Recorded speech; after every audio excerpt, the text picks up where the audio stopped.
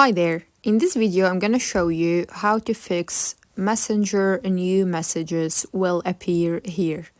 So the first thing you need to do is to go to your settings and then try to find Messenger. Once you do, click on it and then you need to disable background app refresh. So make sure that you disable it and then close the settings. Wait for a while and then open it again to enable the option again.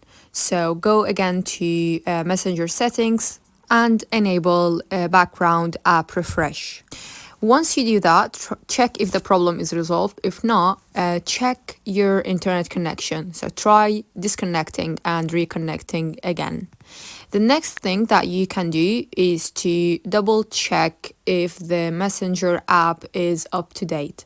If it's not, make sure you update it and go back to Messenger and see if the problem has been resolved.